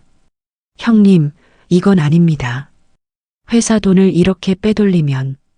한준혁의 목소리였습니다. 닥쳐. 내가 뭘 안다고. 또 다른 목소리였습니다. 사람들이 웅성거렸습니다. 한세진의 목소리였기 때문입니다. 전 동의할 수 없습니다. 내일 회계 자료를 검찰에 제출하겠습니다. 뭐, 이 자식이. 쿵소리가 들렸습니다. 녹음이 끝났습니다. 홀은 완전히 혼란에 빠졌습니다. 기자들이 한세진에게 질문을 퍼부었습니다. 부회장님, 이 녹음이 사실입니까? 한준혁 부회장 사망에 연루되신 겁니까? 한세진은 뒤로 물러섰습니다. 얼굴이 일그러졌습니다. 이건 조작이야. 음질도 나쁘고 누가 말하는지도 불분명해. 음성 분석을 하면 됩니다. 지우가 말했습니다. 그리고 이 USB에는 더 많은 증거가 있습니다. 당신이 지시한 비자금 조성 내역, 정치인 뒷돈 명단, 모든 게 다 있어요. 한세진은 경호원들을 불렀습니다. 저놈을 끌어내. 하지만 경호원들은 움직이지 않았습니다. 최태섭이 그들을 막아선 것입니다. 부회장님, 이제 끝입니다. 그때 뒤쪽 문이 열렸습니다. 정장을 입은 사람들이 들어왔습니다. 검찰이었습니다. 앞장선 남자가 신분증을 들어보였습니다. 검찰청 특별수사부입니다. 한세진 씨, 배임과 횡령 혐의로 동행 요청합니다. 한세진은 뒤로 물러섰습니다. 출구를 찾았지만 막혀 있었습니다. 그는 주저앉았습니다. 나는 회사를 지키려 했을 뿐이야. 준혁이가 회사를 망치려 했어. 나는 충분합니다. 검사가 수갑을 채웠습니다. 한세진은 끌려갔습니다. 홀을 나서며 한만석을 돌아봤습니다. 회장님, 제가 이 회사를 20년 동안 키웠습니다. 그런데 한만석은 고개를 저었습니다. 자네는 회사를 키운 게 아니야. 썩게 만들었지. 한세진이 사라졌습니다. 홀은 여전히 혼란스러웠습니다. 한만석이 다시 마이크를 잡았습니다. 여러분, 오늘부터 금양홀딩스는 변화할 것입니다. 모든 비리를 청산하고 투명한 경영을 하겠습니다. 박수가 터져 나왔습니다. 한만석은 지우를 바라봤습니다. 그리고 이 청년 한지우를 제 후계자로 지명합니다. 홀이 다시 술렁였습니다. 지우는 당황했습니다. 할아버지, 자네는 준혁이 아들이야. 정당한 상속자지. 그리고 자네는 이미 증명했어. 진실을 위해 싸울 수 있다는 걸. 한만석은 박수를 쳤습니다. 사람들이 따라 박수를 쳤습니다. 점점 커졌습니다. 홀 전체가 박수 소리로 가득 찼습니다. 지우는 객석을 돌아봤습니다. 엄마가 일어서 있었습니다. 눈물을 흘리며 박수치고 있었습니다. 지우는 엄마를 향해 고개를 숙였습니다. 주주총회가 끝났습니다. 사람들이 빠져나갔습니다. 기자들이 지우를 에워쌌습니다. 한지우 씨, 소감 한 말씀 해주세요. 후계자가 되신 기분이 어떠세요? 지우는 마이크를 잡았습니다. 저는 아직 많이 부족합니다. 하지만 아버지가 하시려던 일을 이어가겠습니다. 정직한 회사, 사람을 존중하는 회사를 만들겠습니다. 구체적인 계획은요? 먼저 비자금을 전액 환수해 장학재단을 만들겠습니다. 가난한 학생들이 꿈을 포기하지 않게요. 재단 이름은요? 지우는 잠시 생각하다 말했습니다. 민정장학재단입니다. 제 어머니 이름입니다. 객석에서 민정이 손으로 입을 막았습니다. 눈물이 멈추지 않았습니다. 옆에 있던 여성이 그녀를 안아주었습니다. 기자들이 또 질문했습니다. 하지만 최태섭이 막아섰습니다. 이만 마치겠습니다. 추후 공식 기자회견을 갖겠습니다. 지우는 단상에서 내려왔습니다. 한만석이 손을 내밀었습니다. 지우는 그 손을 잡았습니다. 고맙네. 자네 덕분이야. 아니에요. 할아버지 덕분이에요. 이제부터 함께 가자. 할아버지와 손자로. 네. 둘은 껴안았습니다. 플래시가 터졌습니다. 내일 신문 일면을 장식할 사진이었습니다. 주주총회 후 일주일이 지났습니다. 금양홀딩스는 격변의 시간을 보내고 있었습니다. 한세진과 연루된 임원들이 줄줄이 사퇴했습니다. 검찰 조사가 본격적으로 시작되었습니다. 언론은 매일 새로운 비리를 보도했습니다. 지우는 회사에 출근하지 않았습니다. 아직 정식 직함도 없었고 배워야 할 것이 너무 많았습니다. 대신 최태섭이 매일 집으로 찾아와 회사 상황을 보고했습니다. 주가가 많이 떨어졌습니다. 최태섭이 서류를 펼쳤습니다. 그래프가 하락 곡선을 그렸습니다. 비리 폭로 여파입니다. 투자자들이 불안해하고 있습니다. 회복할 수 있을까요? 시간이 걸릴 겁니다. 하지만 투명 경영을 실천하면 가능합니다. 지우는 서류를 넘겼습니다. 숫자들이 어지러웠습니다. 경영학도 경제학도 배운 적 없는 자신이었습니다. 제가 정말 할 수 있을까요? 할 수 있습니다. 회장님도 그렇게 믿으십니다. 최태섭은 다른 서류를 꺼냈습니다. 이건 장학재단 설립 관련 서류입니다. 법무팀이 준비했습니다. 지우는 서류를 읽었습니다. 민정장학재단. 비자금으로 조성된 500억 원이 재단 기금으로 들어갈 예정이었습니다. 매년 1000명의 학생에게 장학금을 지급할 수 있는 규모였습니다. 여기 서명하시면 됩니다. 지우는 펜을 들었습니다. 서명란을 보니 이사장 한민정이라고 적혀 있었습니다. 엄마가 이사장이에요? 네. 한지우 씨께서 그렇게 요청하셨다고 들었는데요. 지우는 웃었습니다.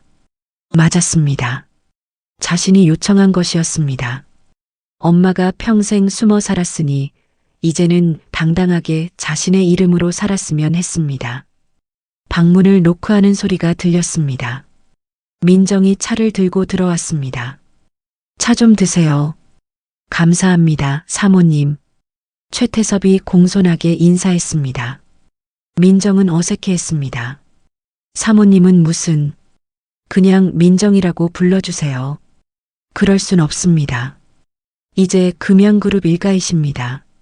민정은 얼굴이 붉어졌습니다. 아직도 적응이 안 되는 눈치였습니다. 비서실장님, 엄마 좀 도와주세요. 재단 일 처음이시거든요. 물론입니다. 제가 전담팀을 구성하겠습니다. 민정은 지우를 바라봤습니다. 고마운 눈빛이었습니다. 지우는 엄마 손을 잡았습니다. 엄마 잘하실 거예요. 최태섭이 자리에서 일어났습니다. 그럼 이만 가보겠습니다. 내일 회장님께서 지우 씨를 만나고 싶어 하십니다. 알겠습니다. 최태섭이 나간 뒤 지우는 창밖을 바라봤습니다. 여전히 낡은 동네였습니다. 하지만 이제는 다르게 보였습니다. 이곳에서 자란 자신이 이제 재벌가의 후계자라니 믿기지 않았습니다. 지우야, 엄마가 불렀습니다. 응? 우리 이사 가야 할까? 왜요? 여기는 너무 좁잖아. 이제는 더 좋은 곳에서 살 수 있는데. 지우는 고개를 저었습니다. 아니요. 여기 살래요. 하지만 엄마, 저는 여기가 좋아요. 이곳이 제 뿌리니까요. 잊고 싶지 않아요. 가난했지만 행복했던 시간들을요. 민정은 아들을 안았습니다. 고마워. 엄마는 내가 변할까봐 걱정했어. 안 변해요. 약속할게요. 다음 날 지우는 병원으로 갔습니다. 한만석이 퇴원 준비를 하고 있었습니다. 건강이 많이 회복되었습니다. 할아버지, 오, 왔구나. 한만석은 침대에서 일어났습니다. 휠체어 없이 걸을 수 있었습니다. 많이 좋아지셨네요. 응. 마음의 짐을 내려놓으니 몸도 좋아지더구나. 한만석은 창가로 걸어가 도시를 내려다봤습니다. 지우야, 이제 자네가 이 회사를 이끌어야 해. 하지만 저는 아무것도 몰라요. 괜찮아. 배우면 돼. 그리고 자네에겐 더 중요한 게 있어. 뭔데요? 정직함이야.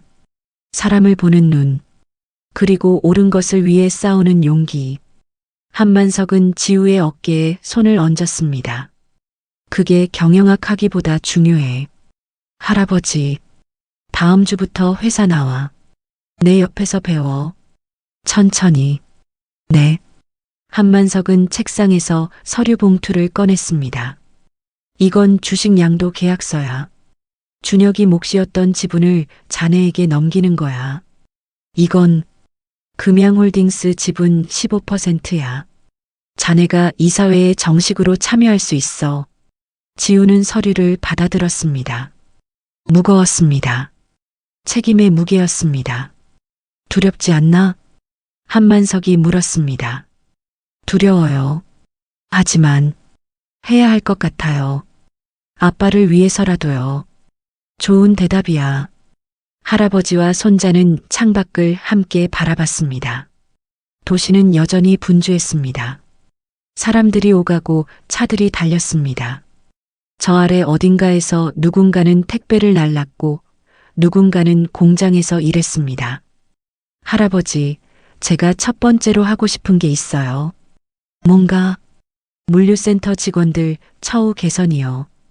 최저임금 받으면서 밤새 일하는 사람들이요. 한만석은 웃었습니다. 역시 자네답구나. 좋아. 해보게. 그리고 비정규직을 정규직으로 전환하고 싶어요. 임원들이 반대할 거야. 비용이 늘어난다고. 설득할게요. 안 되면 싸울 거예요. 한만석은 손자를 바라봤습니다. 준혁을 닮았습니다. 그 단호한 눈빛이요. 자네라면 할 수 있을 거야. 병원을 나서며 지우는 하늘을 올려다봤습니다. 구름 사이로 햇살이 비쳤습니다. 따뜻했습니다. 핸드폰이 울렸습니다. 물류센터 철수 형이었습니다. 야, 지우야. 진짜 너 재벌 됐냐? 형, 아직 그런 거 아니에요. 뉴스 다 봤어. 대박이다. 근데 너 진짜 안 변했지? 안 변했어요, 형. 그럼 한턱 쏴라. 치킨이나. 지우는 웃었습니다. 그럼요. 이번 주말에 센터 앞에서 봐요. 오케이. 근데 진짜 축하해. 내가 행복해 보여서 좋다. 감사해요, 형. 전화를 끊고 지우는 걸었습니다. 병원에서 집까지는 버스로 새 정거장이었습니다. 회사 차를 부를 수도 있었지만 버스를 탔습니다. 창가에 앉아 거리를 바라봤습니다. 예전과 똑같은 풍경이었습니다. 하지만 자신은 달라졌습니다. 이제는 이 거리를 지킬 수 있는 힘이 생겼으니까요. 가난한 사람들이 울지 않는 세상을 만들 수 있으니까요. 버스가 정류장에 멈췄습니다. 지우는 내려 집으로 걸어갔습니다. 골목 어귀에서 동네 아이들이 뛰놀고 있었습니다. 지우는 그들을 보며 생각했습니다. 저 아이들이 꿈을 포기하지 않는 세상, 그걸 만들겠다고요. 집 문을 열자 엄마가 요리를 하고 있었습니다. 된장찌개 냄새가 났습니다. 엄마, 뭐해요? 저녁 준비. 오늘은 내가 좋아하는 된장찌개. 엄마, 이제 가사 도우미 부를 수 있어요. 싫어. 엄마가 할 거야. 이건 엄마 낙이거든. 지우는 웃으며 앞치마를 두르고 엄마를 도왔습니다. 상을 차리고 함께 앉았습니다. 여전히 작은 식탁이었습니다. 하지만 따뜻했습니다. 잘 먹겠습니다. 둘은 함께 밥을 먹었습니다. 창밖으로 석양이 지고 있었습니다. 새로운 날이 곧 시작될 것입니다.